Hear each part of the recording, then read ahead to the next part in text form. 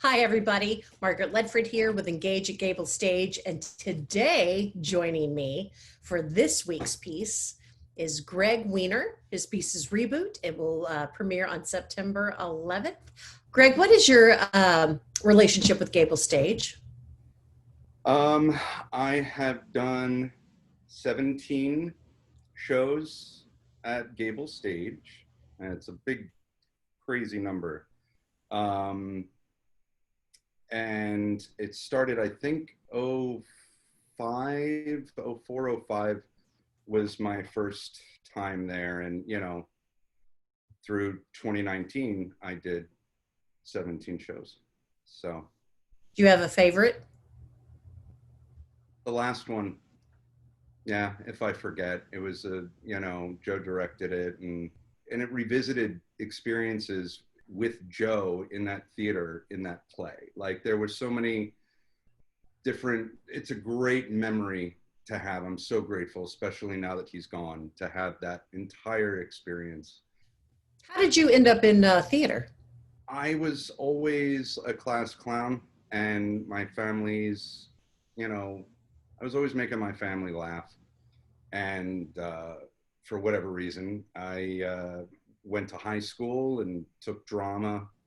And my drama teacher said, "Do you have talent?" And I was like, "Oh, thanks. I'll give it a shot."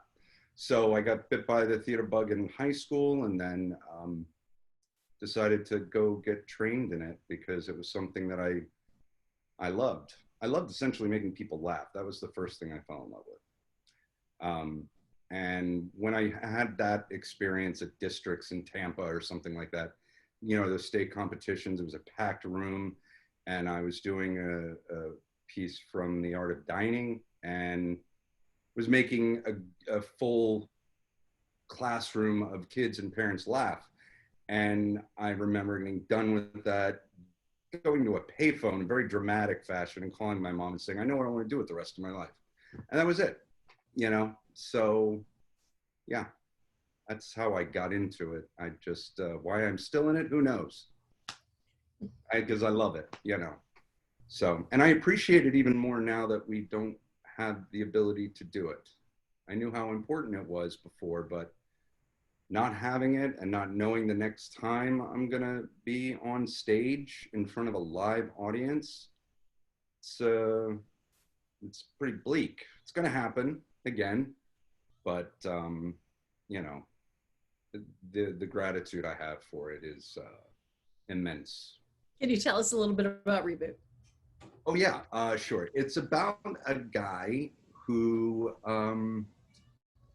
is going through a midlife crisis, but it's not your typical midlife crisis because he doesn't have children, he's not married,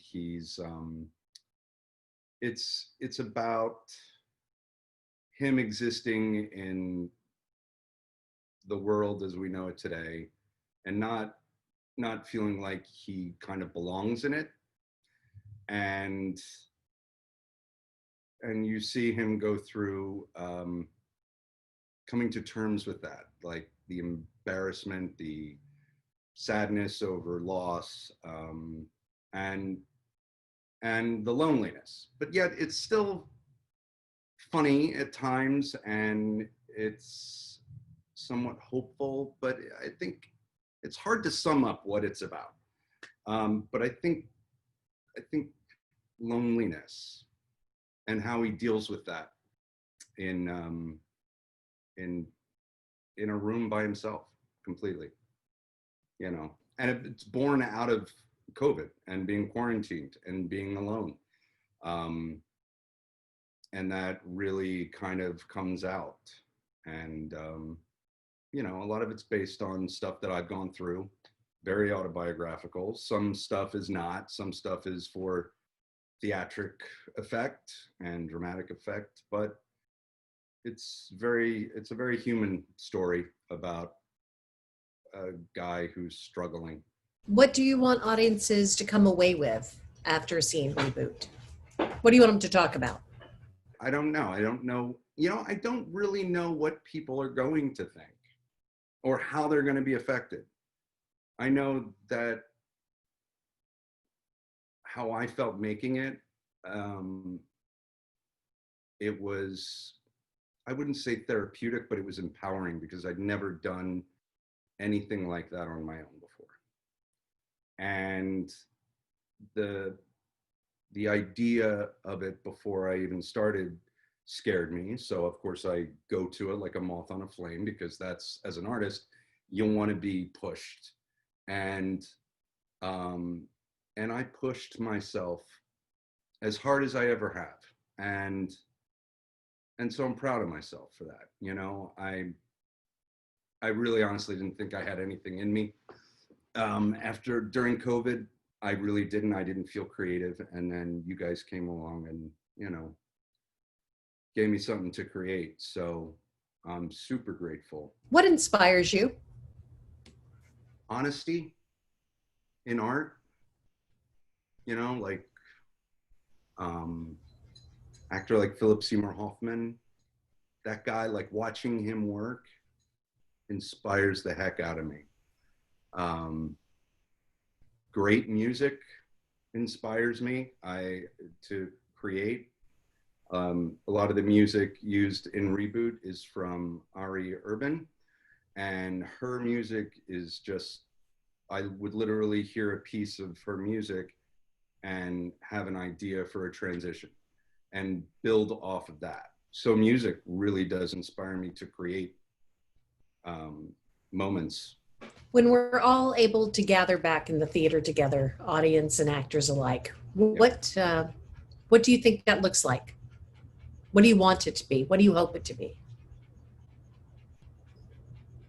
Well, I hope we can all gather again, and without masks, without fear, without people being 6 feet apart. But obviously, it won't be the way it used to be, because so much in our world has changed, you know.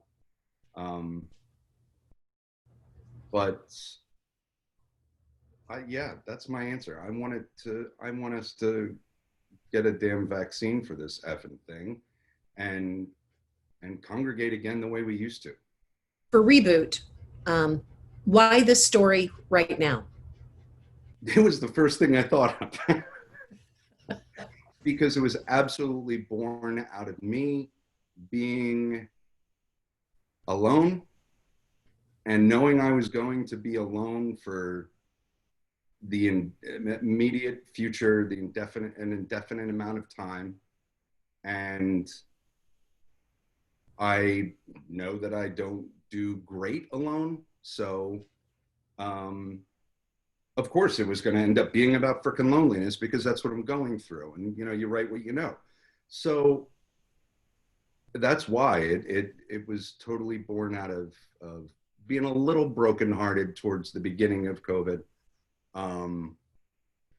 But, you know, shedding that crap well before we went into quarantine.